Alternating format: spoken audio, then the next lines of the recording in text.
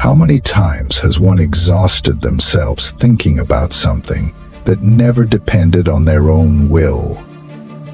A decision that rested in another's hands? A delay? An answer that never arrived?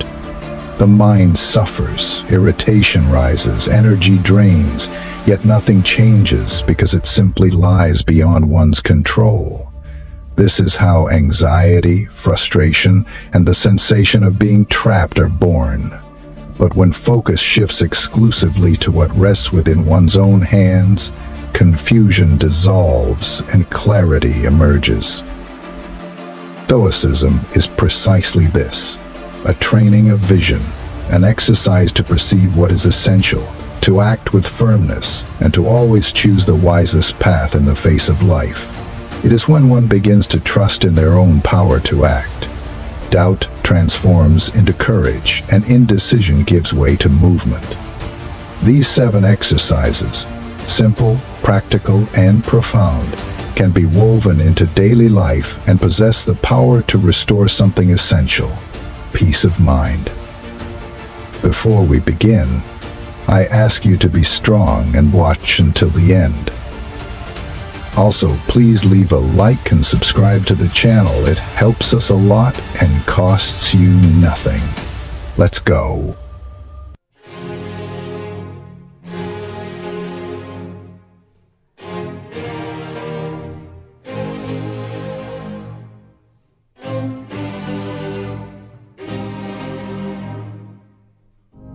One, trust in the weapons of your mind.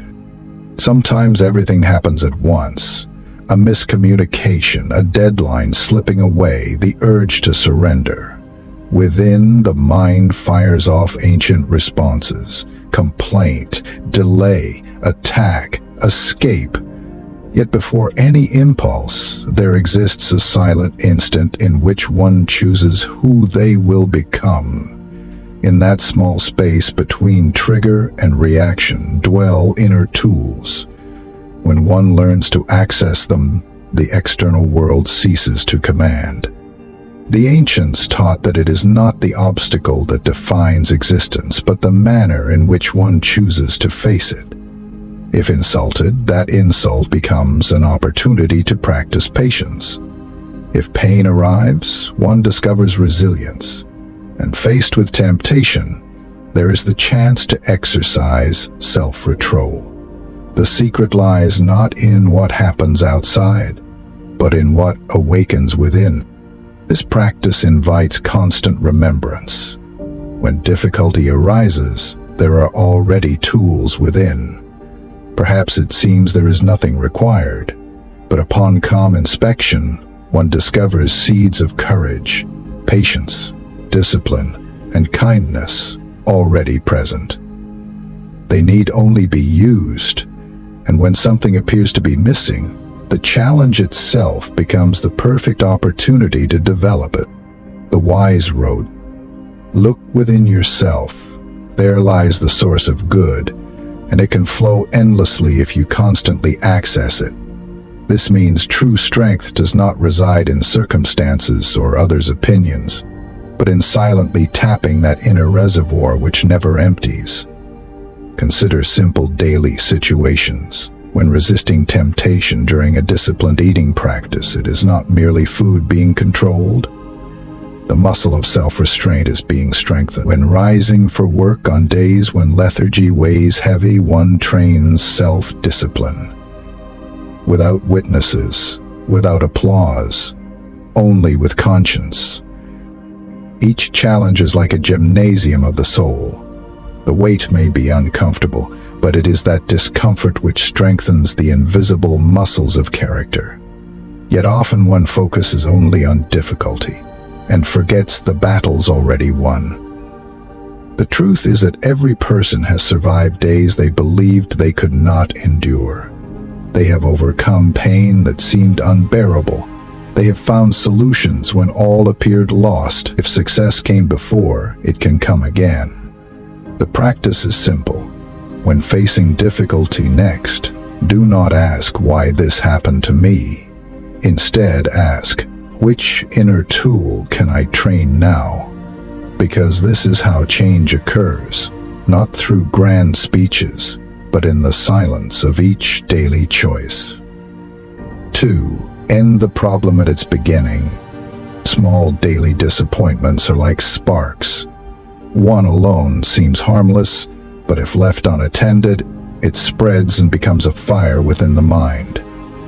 It is not the problem's magnitude that destroys peace, but the power given to it through endless repetition in thought. The metro delay, the message that never arrives, the plan that changes at the last moment. These are details, but accumulated they consume energy. Stoicism teaches cutting this cycle at the very start and perceiving these situations differently. Instead of allowing irritation to grow until it dominates mood, one can learn to observe it with awareness. The feeling arises, but one chooses whether to feed it or weaken it. This is the key, not denying what is felt, but learning to regulate one's reactions.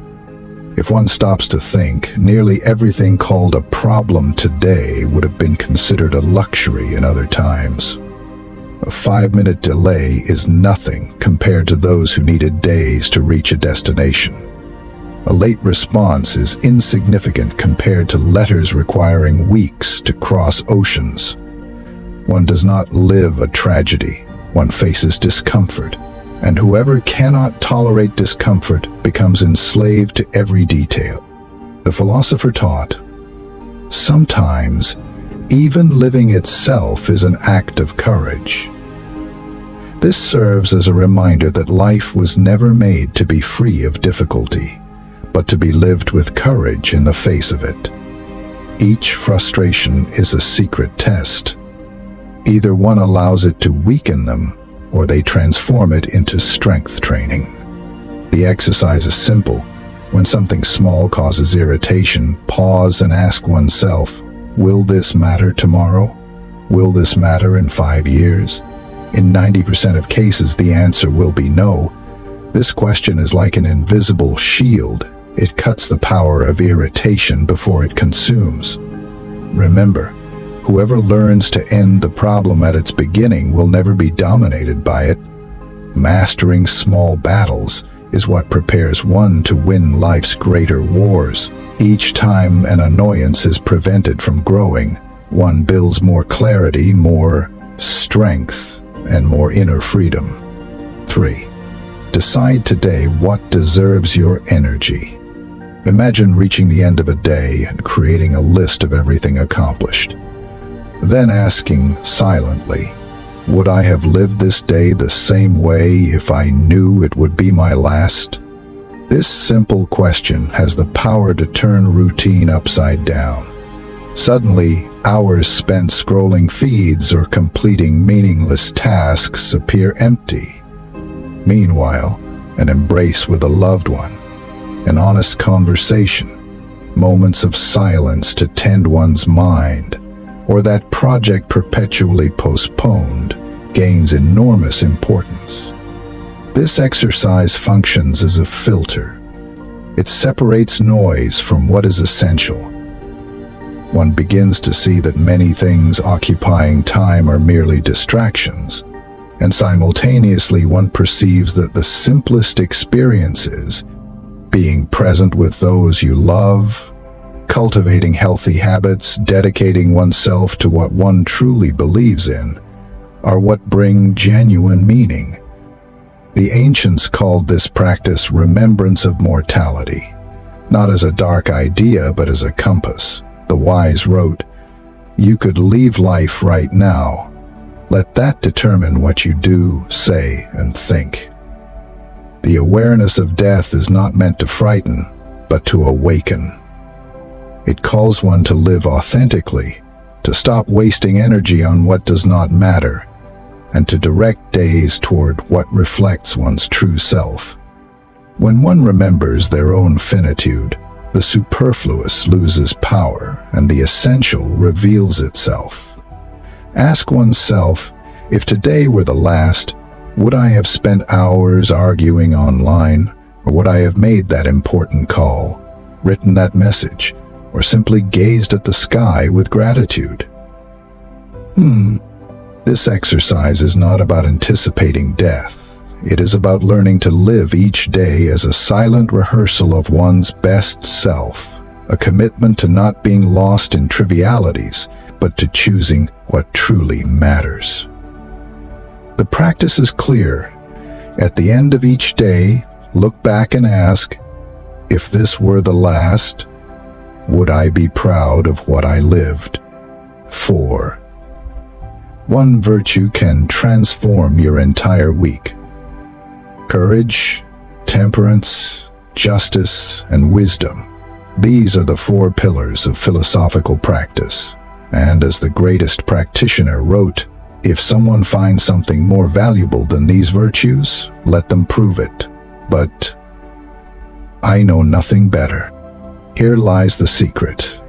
Changing one's life in silence is not about announcing to the world what one will do, but about practicing day after day in silence one of these virtues until it becomes part of who one is. Imagine beginning with courage. Courage is not shouting louder than others or appearing invincible. Courage can be in the simple act of rising from bed when sadness weighs heavy, looking into the eyes of someone loved and speaking an avoided truth, admitting an error and asking forgiveness, even when pride pushes toward silence. Courage is finally sending that resume left sitting for months, scheduling the appointment postponed from fear, or saying no when all expect acceptance. True courage rarely has an audience, but it is what silently changes the direction of one's life. In a week focused on justice, the training reveals itself in small but powerful choices, returning change that came in excess, even when no one would notice, giving credit to whom it is due at work, even if it means sharing recognition, treating with respect those often ignored, the server, the doorman, the driver. People many overlook, but who also deserve dignity. In greater moments, justice can be not staying silent before what wounds one's values, even if all prefer to look away. To be just is to not betray what one knows, deep down, to be right. In a week of wisdom, the training lies in the rhythm of one's mind. Wisdom is listening more than speaking, and stepping back to see situations from another angle, holding one's tongue before releasing words that cannot return. It can also be found in reserving 20 minutes for a book that expands perspective, learning from someone older, or reflecting in silence on one's own errors. Wisdom does not appear suddenly. It is built in the silence of those who observe, think, and only then act. And in a week of temperance, training lies in limits. Limit in portions when anxiety tries to control appetite. Limit in spending when desire speaks louder than reason. Limit in time when work invades every space, and one forgets that rest is also part of living. Temperance is looking at that desired item in a shop window and asking, do I really need this now, or am I simply trying to fill a void? It is turning off the phone during a meal without distractions and discovering that one needs not everything, only what has meaning. Each virtue is like a seed planted in silence. There is no need to tell anyone because the fruit appears on its own. More firmness, more clarity, more balance. And when these seeds grow within, insecurity loses ground. What remains is a life guided by values that nothing can erase. The exercise is simple. Choose one virtue and live with it throughout the week. There is no need to announce or justify. Simply practice.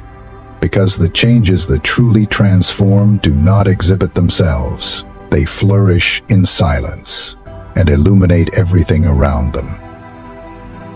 5. The power of daily reflection. How often does one reach the end of a day with an exhausted mind, yet without knowing exactly why? Hours have passed. There was rushing, messages answered, pressures handled. But upon lying down, there is a sense that something remained unfinished, as if living every day on autopilot, accumulating thoughts and emotions without ever pausing to organize them.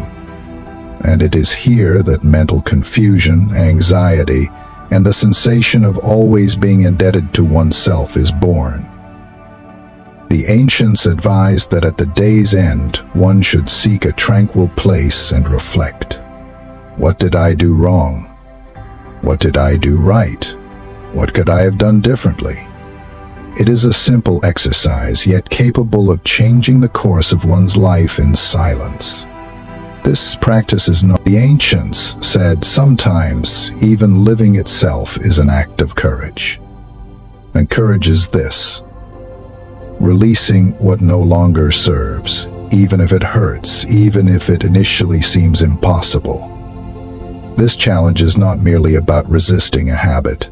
It is about freeing oneself from the chains preventing growth.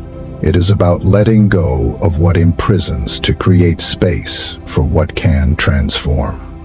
When one does this, they discover that much of what was believed to be indispensable was actually an obstacle to true potential.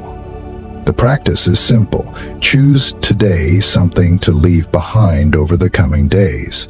It could be a habit like procrastination, an excess like social media, or a feeling like constant fear. Remember, one's life and happiness do not depend on what is abandoned, but on the conscious choices made in its place. Here is the point. There is no need to tell the world what is being left behind. Silently make this commitment to oneself, because when something imprisoning is released, the space that remains is always filled with strength. 7. Assume your power to steer your own course. How often has one felt as if living on autopilot, as though another were making decisions in their place? As if the vessel of one's life were being steered by foreign hands while one merely observed, unaware of the destination. When one does not choose with clarity what will occupy the mind and guide steps, someone or something else chooses for us. And to be honest, these choices do not always have one's best interests in mind.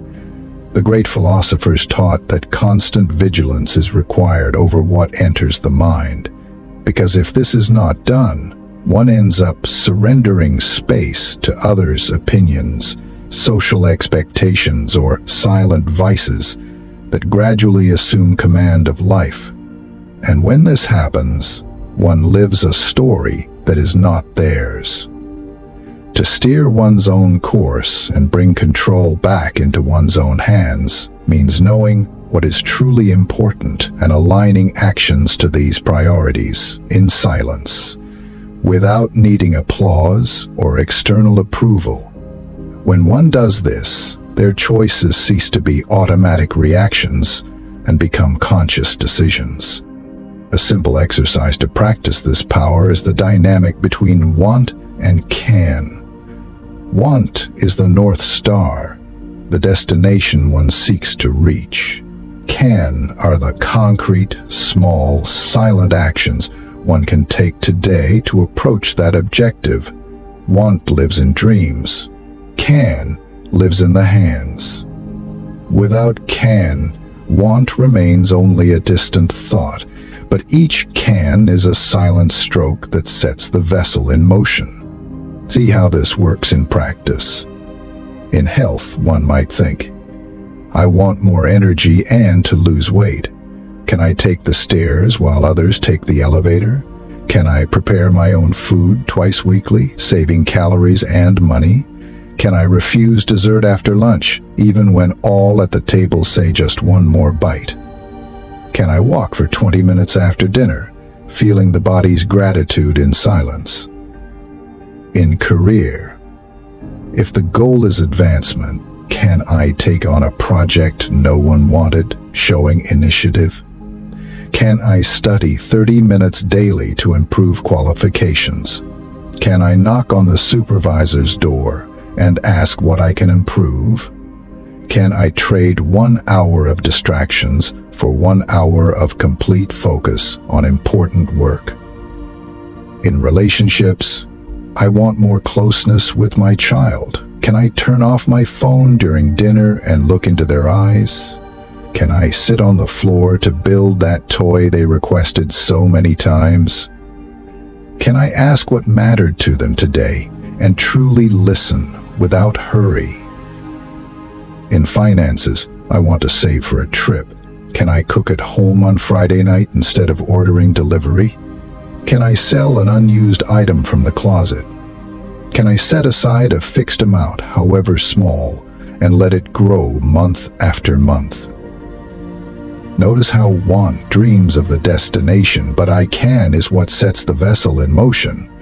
Without action, desire remains merely a thought, an idea. But with action, it transforms into a path. The wise wrote, "Stop talking about how a good person should be and become one." The same applies to objectives. Stop speaking only of what is desired and begin acting as someone already living that choice. The practice is clear.